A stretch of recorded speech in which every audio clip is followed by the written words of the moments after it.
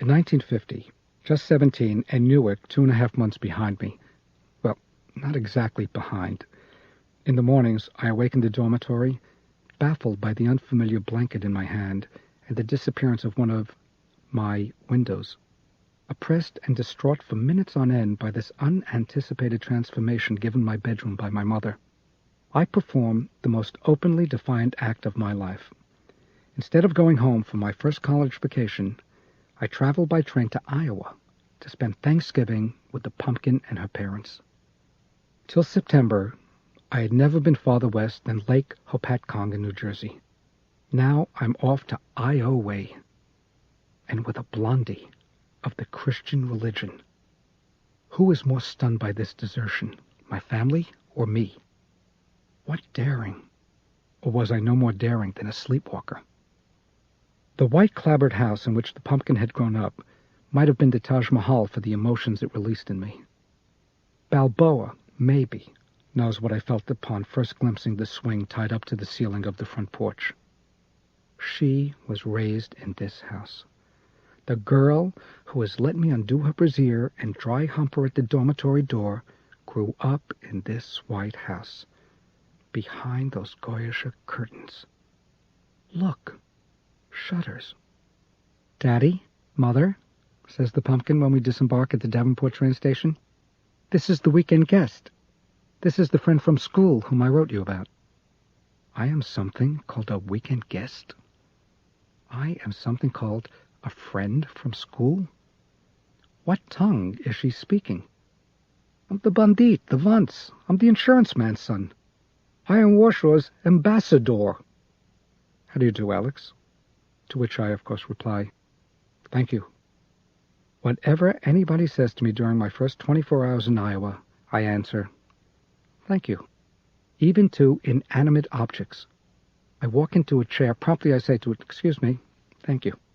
I drop my napkin on the floor, lean down flushing to pick it up. Thank you, I hear myself saying to the napkin. Or is it the floor I'm addressing? Would my mother be proud of her little gentleman, polite even to the furniture? Then there's an expression in English, good morning, or so I've been told. The phrase has never been of any particular use to me. Why should it have been? At breakfast at home, I am in fact known to the other boarders as Mr. Sourball and the Crab. But suddenly, here in Iowa, in imitation of the local inhabitants, I'm transformed into a veritable geyser of good mornings. That's all anybody around that place knows how to say. They feel the sunshine on their faces, and it just sets off some sort of chemical reaction. Good morning. Good morning. Good morning. Sung to a half a dozen different tunes. Next, they all start asking each other if they had a good night's sleep, and asking me, did I have a good night's sleep? I don't really know. I have to think. The question comes as something of a surprise. Did I have a good night's sleep? Why, yes, I think I did. Hey, did you? Like a log, replies Mr. Campbell, and for the first time in my life, I experienced the full force of a simile. This man, who is a real estate broker and an alderman of the Davenport Town Council, says that he slept like a log, and I actually see a log. I get it. Motionless, heavy, like a log. Good morning, he says. And now it occurs to me that the word morning, as he uses it, refers specifically to the hours between 8 a.m. and 12 noon. I'd never thought of it that way before. He wants the hours between 8 and 12 to be good, which is to say enjoyable, pleasurable, beneficial. We are, all of us, wishing each other 4 hours of pleasure and accomplishment. Why, that's terrific. Hey, that's very nice. Good morning. And the same applies to good afternoon, and good evening, and good night. My God, the English language is a form of communication. Conversation isn't just crossfire where you shoot and get shot at, where you've got to duck for your life and aim to kill.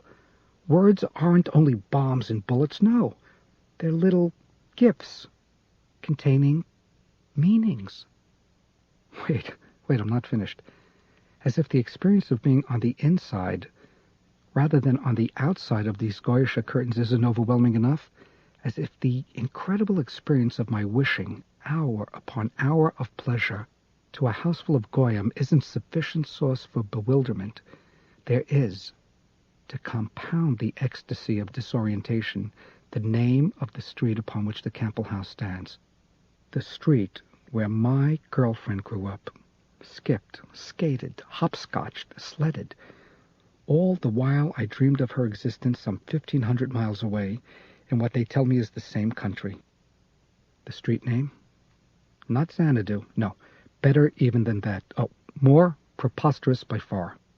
Elm. It is, you see, as though I've walked right through the orange celluloid station band of our old Zenith, directly into that program. One man's family. Elm. Where trees grow. Which must be elms.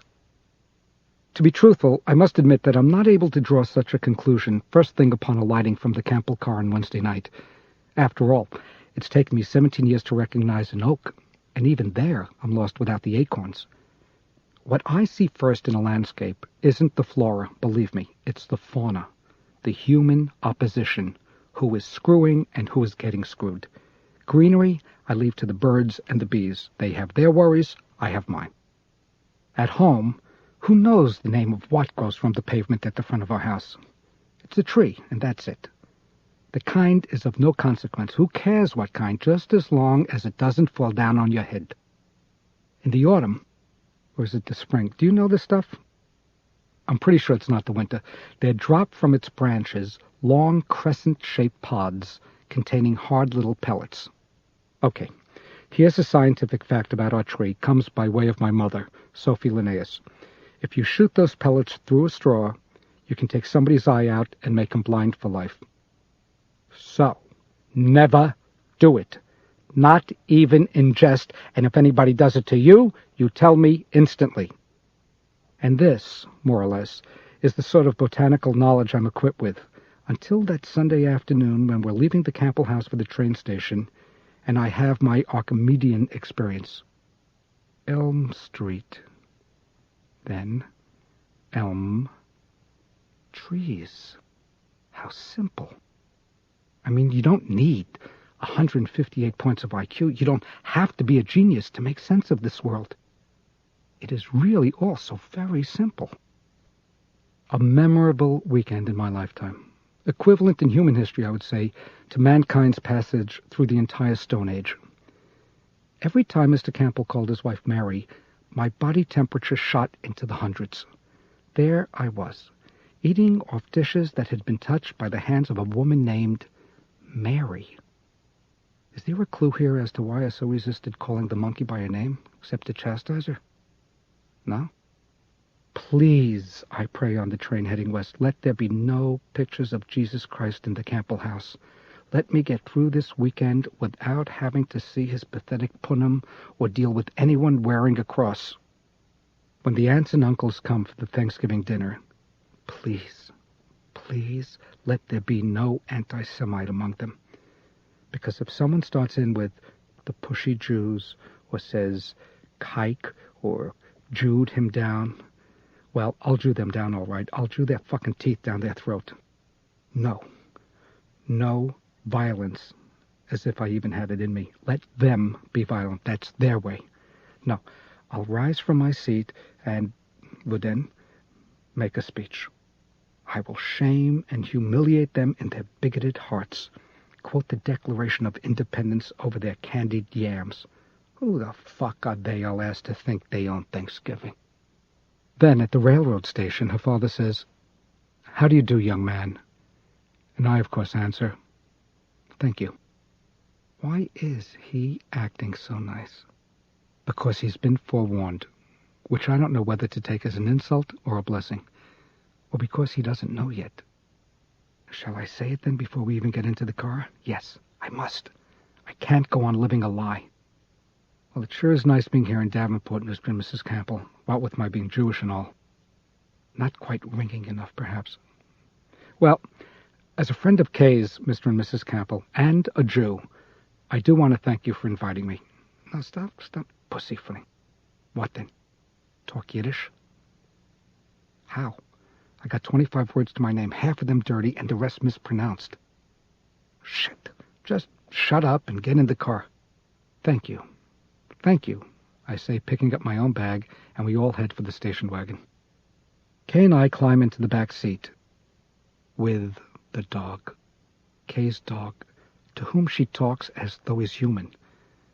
Wow, she really is a goy. What a stupid thing to talk to a dog. Except Kay isn't stupid. In fact, I think she's smarter really than I am. And yet talks to a dog? As far as dogs are concerned, Mr. and Mrs. Campbell, we Jews, by and large... Oh, forget it. Not necessary. You are ignoring anyway, or trying awfully hard to, that eloquent appendage called your nose. Not to mention the Afro-Jewish hairpiece. Of course they know. Sorry, but there's no escaping destiny, Booby. A man's cartilage is his fate. But I don't want to escape.